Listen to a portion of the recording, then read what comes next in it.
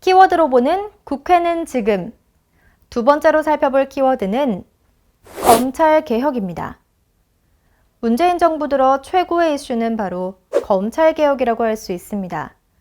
추미애 장관과 윤석열 검찰총장의 주도권 싸움은 매일 기사화되고 있는데요. 검찰개혁의 주요 틀은 수사권은 경찰에 이양하고 기소권은 분산시키며 기존 특수부가 맡아왔던 고위공직자들의 비리 수사는 공수처가 도맡아서 하게 하는 겁니다. 앞서 지난 1월 형사소송법과 검찰청법 개정을 통해 검찰의 수사권이 제한되고 경찰의 수사 권한이 넓어졌지만 경찰은 검찰이 가지고 있는 직접 수사권을 없애야 한다고 주장했습니다. 지난 7일 법무부가 개정 형사소송법, 검찰청법의 대통령령 등 제정안을 마련해 입법 예고를 했습니다. 개정 법령의 초미의 관심사는 검사가 수사를 개시할 수 있는 중요 범죄를 대통령령에서 구체적으로 한정해 규정하는 건데요. 부패범죄, 경제범죄, 공직자범죄, 선거범죄, 방위사업범죄, 대형 참사범죄 등에 한한다고 밝혔습니다. 이런 정부의 대책에 경찰은 강하게 반발했습니다. 지난 10일 김창룡 경찰청장은 정부가 입법 예고한 법안은 검찰의 수사를 제한하는 수사권 조정 정신에 정면으로 반하는 거라고 반발했는데요. 대통령령 제정안대로라면 수사 초기에 압수수색 영장을 받으면 이를 근거로 검사가 계속 수사할 수 있게 되는 건데 이렇게 되면 검찰이 사실상 모든 범죄를 수사할 수 있어 기존과 다를 바 없다는 거죠. 검찰과 경찰의 마찰이 심해지고 있어 검경 수사권 분리는 시간이 걸릴 것으로 예상되는데요. 지난 12일 더불어민주당 황운하 의원은 실질적인 검찰개혁 과제 이행을 위한 가장 근본적 문제인 검찰 직접 수사의 폐해와 개선 방안을 주제로 세미나를 열었습니다. 황 의원은 지난달 1차 세미나를 통해 검찰개혁의 현 주소를 충분히 파악했다며 검찰의 직접 수사 권한이 집중되고 권력화되는 한 기소권 남용과 억울한 피해자는 지속적으로 발생할 수밖에 없다고 밝혔습니다.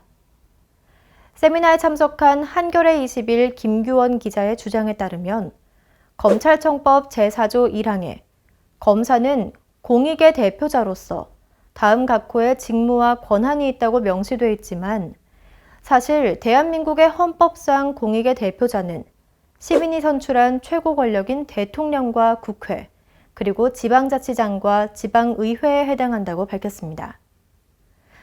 그리고 검사 개개인이 단독 관청이라곤 하지만 검사 동일체 원칙에 따라 총장과 지검장, 부장 등 상관의 지시를 듣고 움직이는 행정공무원이라고 하는데요. 그렇기에 허울뿐인 단독관청, 준사법기관이라는 조항을 하루빨리 삭제하거나 적절한 표현으로 교체해야 한다고 주장하고 있습니다.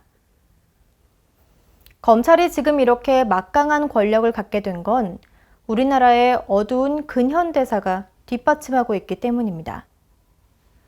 이승만 정부가 일제치하에서 일하던 경찰들을 그대로 복직시킨 후 불법, 부당하고 인권침해적인 수사를 일삼는 경찰을 불신하게 되면서 검찰의 수사권과 수사지휘권을 모두 줌으로써 경찰을 통제하려 했는데요. 그러나 당시에는 검사들이 수사권과 수사지휘권을 사용하지 않았습니다. 이승만 정부부터 박정희, 전두환 정부에 이르기까지 경찰이 독재 정부의 하수인 노릇을 했기 때문에 검찰은 경찰을 지휘할 수 없었던 거죠. 그러나 독재 정권이 무너지고 노태우 정부가 출범하면서 범죄와의 전쟁을 선포하게 됩니다. 이때부터 검찰은 수사권과 수사지휘권을 이용해 권력을 쌓아왔습니다. 이제 검찰이 가지고 있는 힘은 구시대의 유물이 됐습니다.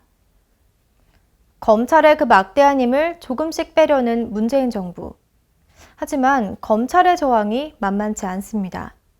30여 년간 쥐어온 권력을 하루아침에 내놓기란 쉬운 일이 아니겠죠. 과거 참여정부에서 검찰개혁을 시도했지만 오히려 역풍을 맞아 독이 됐는데요. 과연 문재인 정부는 검찰의 저항을 이겨내고 개혁을 완수할 수 있을지 우리 모두 지켜봐야겠습니다.